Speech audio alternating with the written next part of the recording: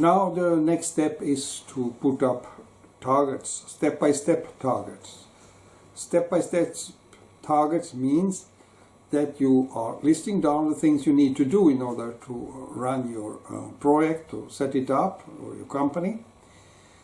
And it's about you need to take control and be organized, because if you don't know what to do and don't have a list of the things you need to do, and so it's a very big risk that you do things in the wrong order. It's a big risk that you miss something that you should have done. It may not be done on time, certain things and so on, so it can take a very lot of extra time before your project is up and running. And that's why you need to do this. The list will tell you what you need to do. And it's very good if you also have dates there. You put a date, this is the date where it should be ready, or you put this should be done in 10 days or whatever it is. And it's also good if you have a rolling system. That means that you remove the things you have done already on top of the list, and you put the new things you need to do at the bottom of the list. During the startup, you definitely need to do this when you are planning, when you are executing the startup and everything. Always you need this kind of step-by-step program to be successful, yes.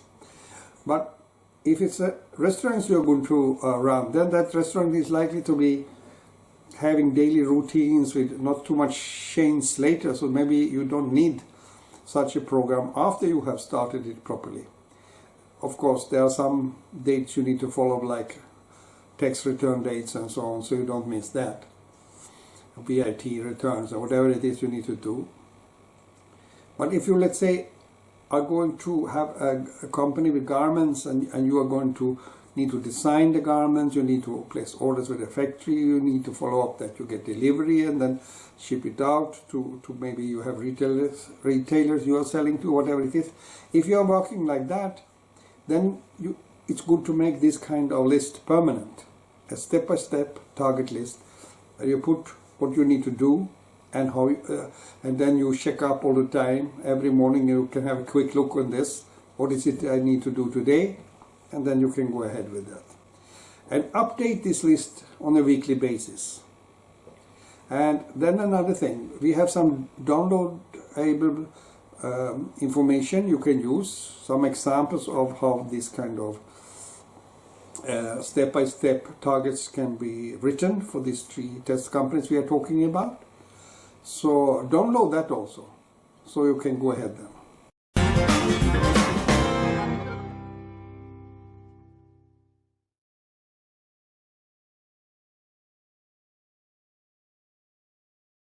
As I said, you have some examples that you can download, and the examples I will give you here in this film are just some rough figures, rough points that can be there. There are many more points you normally should include in your step-by-step planning, but you get an idea. First of all, you need a business idea, and parallel to that, I recommend that you take this course. You can work together side by side, develop your business idea and everything by doing this course and follow the steps there. Or you take the course first and then start to develop your work. That's up to you. And then when you have put in a business idea and take this course, then you come to a process of developing the business idea.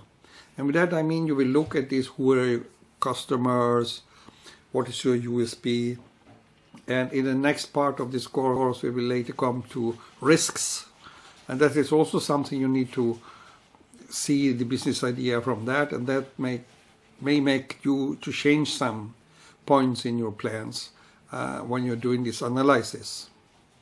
And after that you will have develop a business plan. No? The difference between idea and plan is that the idea will tell you in one sentence or a few sentences what you're going to do, whereas the business plan is a more detailed thing with a much more writing, and then also have, apart from the written content, normal text, it will also have the economy analysis. But economy we come back to in the end of this course. After you have done the what was in the previous slide, you come to the decision. You should make decision. Is it looking good enough? Then you say, okay, go ahead, because you have a business plan that looks good. Or you say no. And if you say no, then you maybe have to replan the whole thing, or redo things, or change things, or whatever it is, in order to come to the point where you say, yes, let me go ahead. Then also you need to do organization. You need to build it. And it's your own organization, which is directly under you. It could be only you as a person, but it can also be external people. There will definitely be external people and companies which play a role in this. We will come back to that more later. But this is important that you understand there's two sides of it. And to this, talking about organization, I will also say what tools you need. We are coming to that also later. And then you have the financing. How much can you finance yourself? How much do you do external? And what options will you use there, etc. This is also an important part of all of it.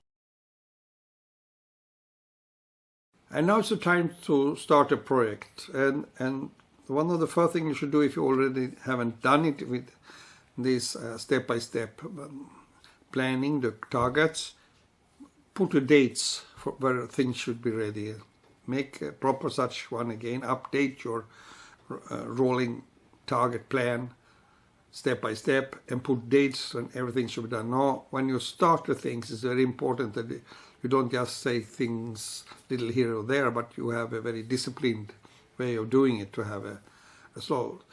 And the first things you need to do is, of course, a various number of things you have, and you're preparing the things. For instance, if you're going to have garments, you may be doing the design of the garments you need and so on, and then you have to place the order and so on. So this whole thing must be there. By adding dates or timelines to your step-by-step plan, you can work more disciplined, as I said, and be more effective in the end and reach your goals in a more organized manner. And you should have your own targeted plan, and rolling one is the best one, and use it during the startup period, and if needed, maybe also have it later. Depends what you're doing. If you're having a cafeteria, maybe when things are up and running, you don't need that much of that, except for points of when you need to make your tax returns and other important issues. But when it comes to for instance, having garments where you order, let's say, twice or 3-4 times a year, then you have a rolling things when you are doing the design, when you're talking to the factory, and when you will get stuff, and so then you definitely need this kind of plan all the time. And use now the downloaded examples, read them and see how they look, and out from that you make your own plan now, or as I said, you can do it later if you feel this is too early for you, because you don't have enough information yet. But you should do it before this course is over, before you have pressing the start button for your project. You must make such a step-by-step target plan.